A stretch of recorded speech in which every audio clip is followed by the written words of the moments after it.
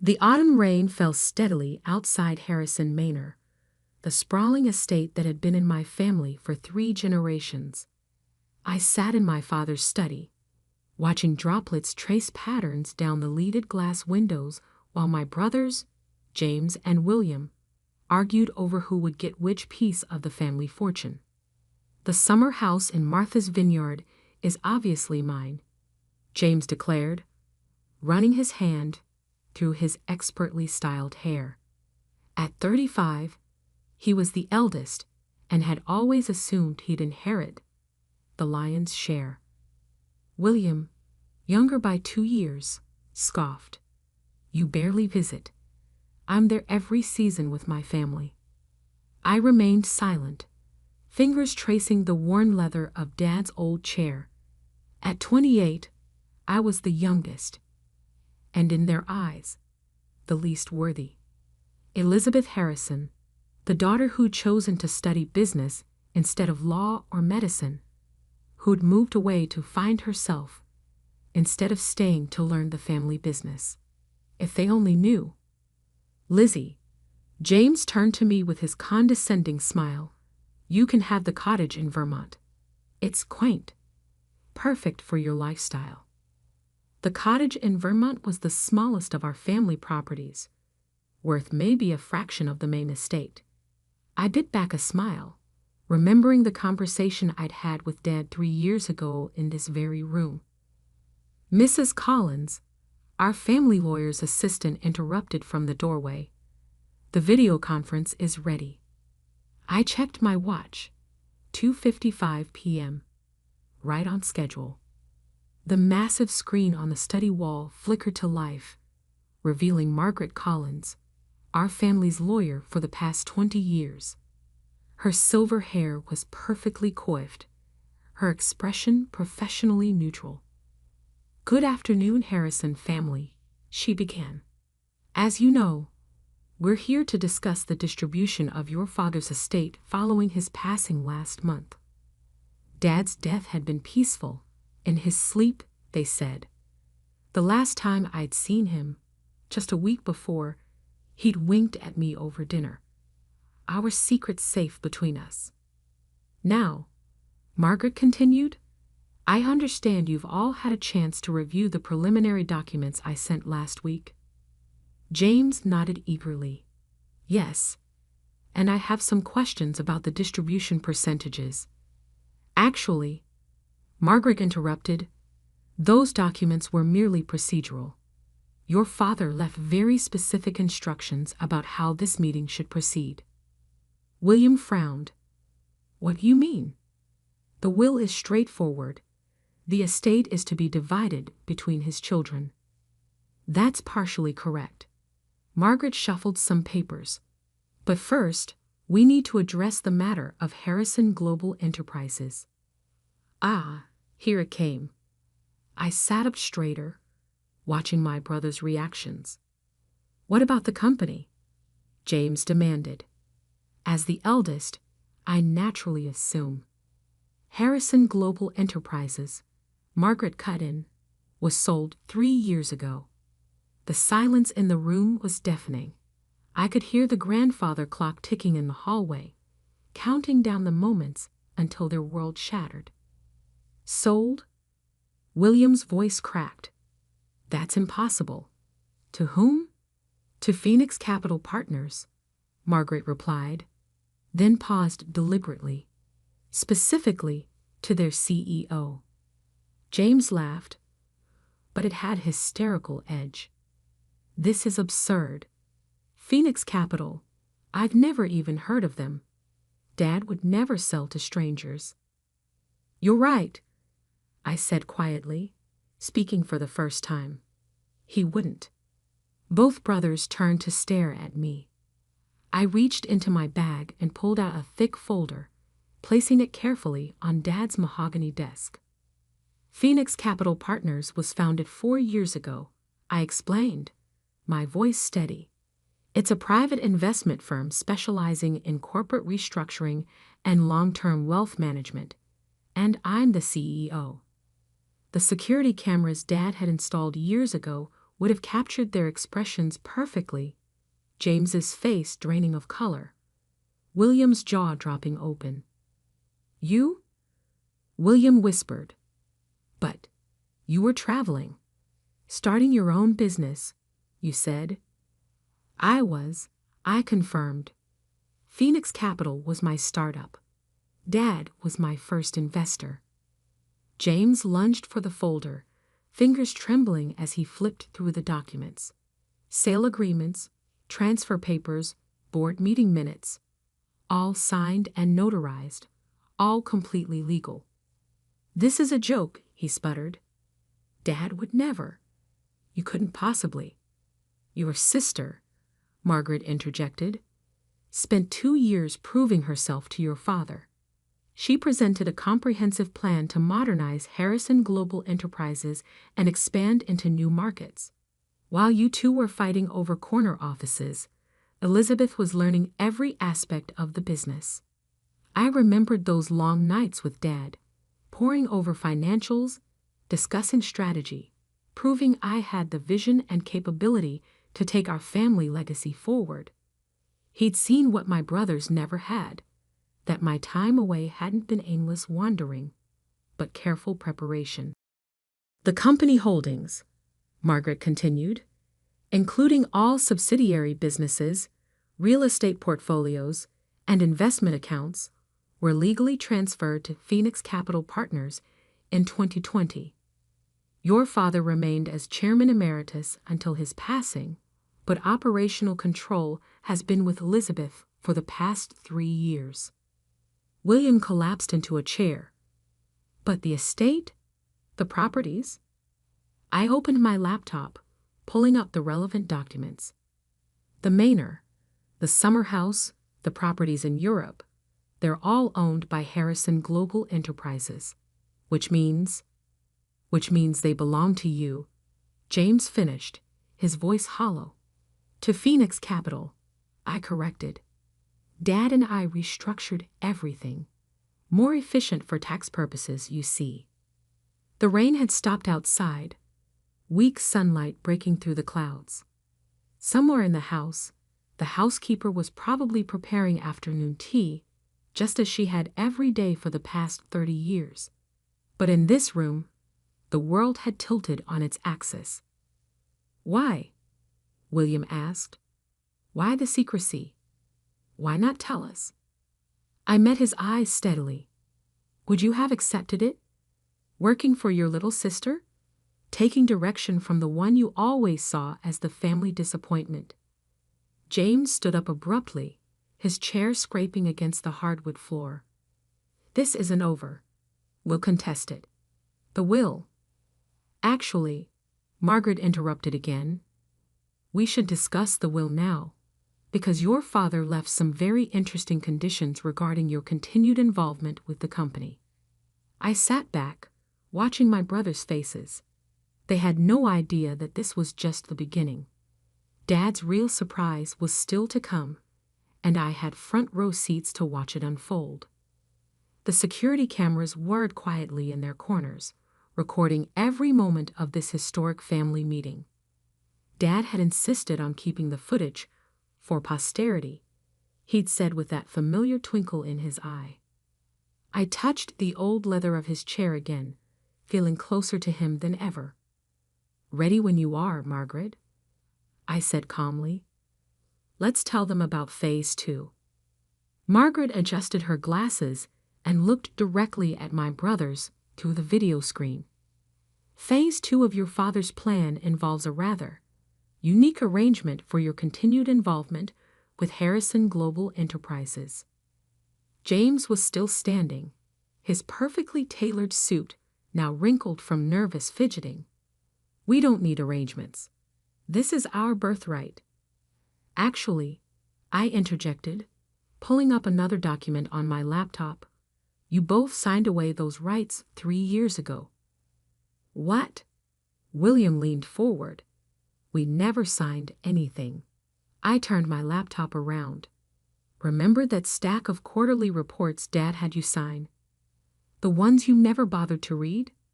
Page 394 of each report contained a gradual transfer of your voting rights and company shares to Phoenix Capital. The color drained from their faces as recognition dawned. Dad had always insisted on them signing the quarterly reports, a tradition they'd dismissed as our father's old-fashioned way of keeping them involved in the business. That's fraud, James sputtered. Margaret cleared her throat. Everything was clearly stated in the documents. Your signatures were witnessed and notarized. Your failure to read what you were signing does not constitute fraud. I remembered Dad's words when we devised the strategy. Your brothers think business is about power lunches and corner offices. Let's see if they've learned to read the fine print. However, Margaret continued, your father did not wish to leave you destitute. He believed in second chances, with conditions. She held up a thick envelope. This document outlines Phase 2 of the succession plan. Each of you has the opportunity to earn back a position in the company, along with a significant ownership stake. William's eyes narrowed. What kind of conditions? I stood up and walked to the window, looking out at the manor's grounds. The gardeners were trimming the hedges into their precise shapes, a task that required patience, skill, and attention to detail, everything my brothers had always lacked. Each of you will start at entry-level positions, I explained. William, given your background in finance, you'll begin in our accounts receivable department. James, with your law degree, you'll start in our compliance division. Entry level? James looked like he might faint. I'm a partner at Stevens and Mitchell. We're a partner, Margaret corrected. Your father arranged for your position there to end today. Same with your banking job, William. The grandfather clock struck 4, its deep chimes echoing through the house. Right on cue, both their phones buzzed with emails. Their resignations, effective immediately, drafted months ago by Dad's legal team. This is insane, William whispered. You can't just... I can, I said quietly, and I have. But unlike you two, I'm offering a genuine opportunity. Prove yourselves over the next 2 years, learn the business from the ground up, and you can earn back your places in the company. And if we refuse, James demanded. I smiled. Then you keep your trust funds, the ones that mature when you turn 65. Until then, you'll receive a modest monthly stipend, enough to live comfortably, but not extravagantly. The security cameras caught James's face, turning an interesting shade of purple. He just bought a new yacht, I recalled. Probably with credit, counting on his inheritance to cover it. There's more, Margaret added. Your father left personal letters for each of you. Elizabeth, would you? I opened Dad's desk drawer and pulled out 2 sealed envelopes. My brothers took them with trembling hands. As they read, I watched their expressions change. Dad had always known exactly what to say to each of us. I'd read my letter the day after he died. Words of pride, trust, and subtle guidance for the challenges ahead. William finished first, sinking deeper into his chair. James crumpled his letter, then smoothed it out again, as if unsure whether to preserve or destroy it. Dad knew, William said softly. About the insider trading. I nodded. And about the embezzlement at your bank. We have all the documentation. James's head snapped up. You're blackmailing us? No, I replied. I'm offering you protection. Accept the positions, work hard, learn the business properly, and those incidents never come to light. Refuse, and well, I shrugged. Phoenix Capital has a strict policy about reporting financial misconduct. The room fell silent except for the faint sound of the gardeners outside. I could almost hear Dad's voice. Power isn't about having the biggest stick, Lizzie. It's about knowing when and how to use it. How long? William asked. How long have you been planning this? I sat back in Dad's chair, feeling its familiar comfort. Remember when I left 6 years ago? You both laughed, said I was running away from responsibility. But I was learning. Harvard Business School, internships at top investment firms, building connections, creating Phoenix Capital from scratch. While we were, James trailed off.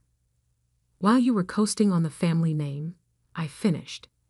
Taking shortcuts, breaking laws when it suited you. Margaret cleared her throat. The employment contracts are ready for your review. You'll have 24 hours to decide. After that, the regulatory authorities will receive some very interesting documents.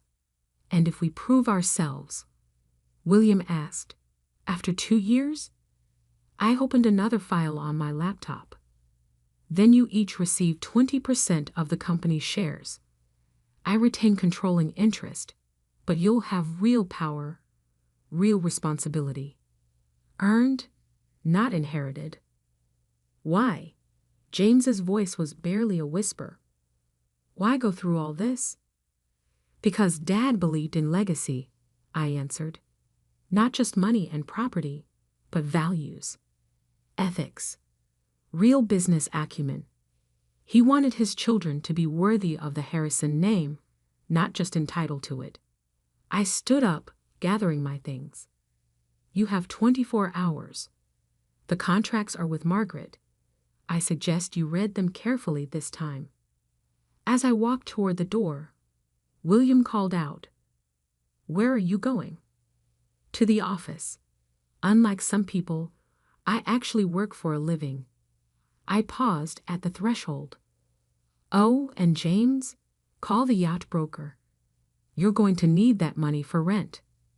The security cameras recorded their stunned faces as I left. Outside, the sun had fully emerged, making the wet gardens glisten. I pulled out my phone and dialed a familiar number. Miss Harrison, my assistant answered. How did it go? Just as Dad predicted, I replied. Have the HR team ready tomorrow morning. I have a feeling we'll have 2 new entry-level employees to orient. And if they refuse? I smiled, thinking of the additional documents hidden in Dad's safe. They won't. Phase 3 will make sure of that. The real game was just beginning, and I had all the pieces in place. Dad had taught me well. Sometimes the best power play is the one your opponents never see coming until it's too late. Part 3. The next morning, Harrison Global Enterprises' Modern Glass headquarters buzzed with unusual energy. Word had spread quickly. The Harrison brothers were starting their first day of work, in entry-level positions. I watched from my top-floor office as James's Maserati pulled into the parking garage, followed by William's more modest BMW. They'd shown up. Phase 3 could begin. They're here, my assistant announced through the intercom. Human Resources is ready for their orientation. Had them sent up here first, I replied. Minutes later, my brothers entered, both looking uncomfortable in business casual attire instead of their usual bespoke suits. James had dark circles under his eyes, and William's usual confident stance was notably absent. Sit, I gestured to the chairs facing my desk. The wall of windows behind me offered a spectacular view of Boston's financial district, a reminder of the power they'd lost and could potentially regain. Before you start orientation, I began. There's something else you need to see. I pressed a button, and a hidden panel in the wall slid open, revealing a wall safe. Dad's private safe. William recognized it. But that was in his study. This is a replica, I explained, entering the combination. The original is still at the manor. but its contents were moved here last week. Inside was a single USB drive and another envelope. I inserted the drive into my laptop, and my father's face appeared on the large screen mounted on the wall. "My children," Dad's recorded image spoke, looking exactly as he had a week before his death. "If you're watching this, then everything has proceeded according to plan." James shifted in his seat. William leaned forward. "Elizabeth," Dad continued, "has proven herself beyond my highest expectations. But this was never just about finding a successor. It was about saving our family." The camera panned to show documents spread across his desk. "James, William, I know about everything. The insider trading, the embezzlement, the attempts to undermine your sister when she tried to introduce modern practices to our company." My brothers paled. There was more they hadn't told me clearly. But I also remember you as children. William, who cried when his pet fish died and insisted on a proper funeral. James, who gave his allowance to a homeless man and tried to hide it from us. You weren't always driven by greed and entitlement. Dad's eyes seemed to stare directly at them through the screen. "That's why I agreed to Elizabeth's plan. Not just to protect our company, but to save you both." "Your plan?" William turned to me. I nodded. Phase 3 was my idea. Dad modified it, but the core concept was mine. On screen, Dad held up a familiar document. "This is the real inheritance document. Elizabeth doesn't just control the company. She controls your futures. But not as a punishment, as an opportunity." He smiled sadly. "Your sister understands something you both forgot. True wealth isn't in bank accounts or property deeds. It's in the relationships we build, the trust we earn, and the legacy we leave." James wiped his eyes quickly. William stared at his hands. "So here's the final twist," Dad continued. "Elizabeth has full discretion over your employment conditions. She can modify them, accelerate them, or terminate them. But there's one condition even she can't change." I opened the envelope from the safe and spread out the contents. "Family dinner," I said quietly. "Every Sunday. Mandatory attendance. No business talk allowed. Because," Dad's recording continued, "you need to remember how to be a family again. Elizabeth will lead the company, but she needs her brothers. Not as employees, but as family." The screen went dark. In the silence that followed, I could hear the faint hum of the office air conditioning and the distant sound of traffic below.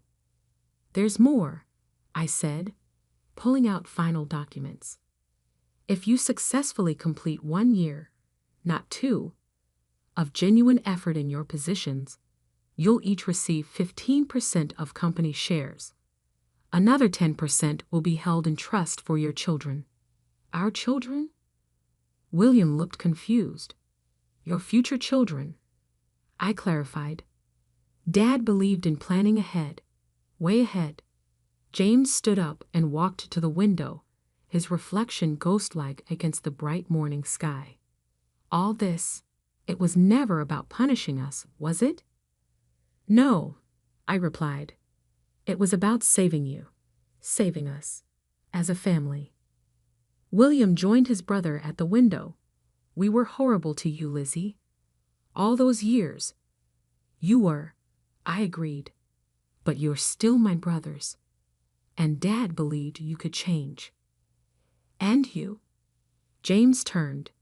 "Do you believe we can change?"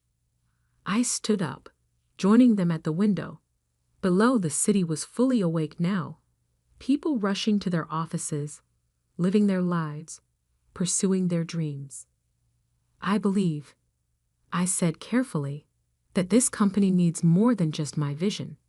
It needs your legal expertise, James, properly applied this time. And your financial acumen, William, used for growth, not personal gain.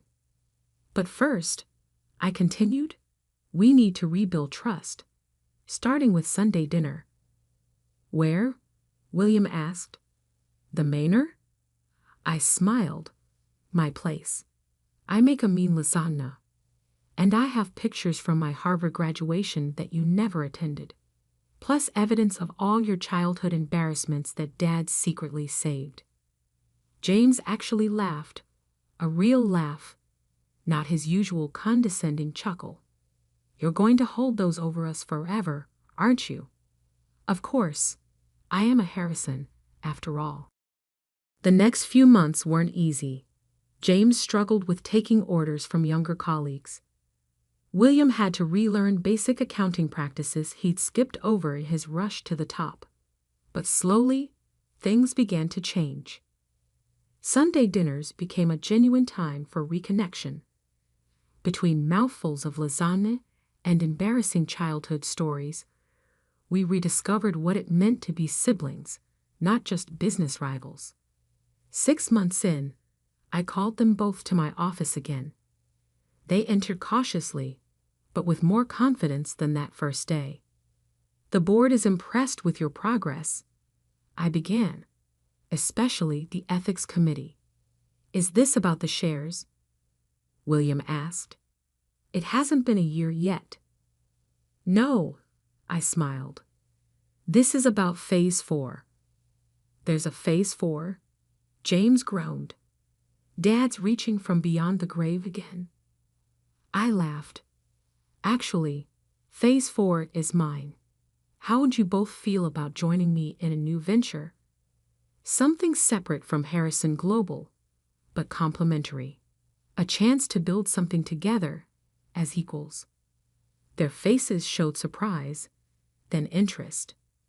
We spent the next 3 hours discussing possibilities, arguing good-naturedly about business models and market strategies. It felt right. 1 year to the day after that first inheritance meeting, we gathered in Dad's old study. The security cameras were still there, silent witnesses to our family's transformation. I have something to show you, I said, pulling up the footage from that dramatic first meeting. We watched our past selves, barely recognizing the entitled, angry men and the defensive, prepared woman we'd been. We were such idiots, William mused. Were? James quipped, earning a playful punch from our brother. I looked at them, really looked at them. James had lost the arrogant edge to his smile. William's eyes had regained the kindness I remembered from our childhood, and I had gained something too, brothers I could trust, not just with business, but with my life. Dad would be proud, I said softly, of all of us. The security cameras whirred quietly, recording this moment too. But we didn't need recordings anymore to remember who we were or what we meant to each other. We were Harrisons, not just in name or inheritance, but in spirit. And that, as Dad had known all along, was worth more than any estate.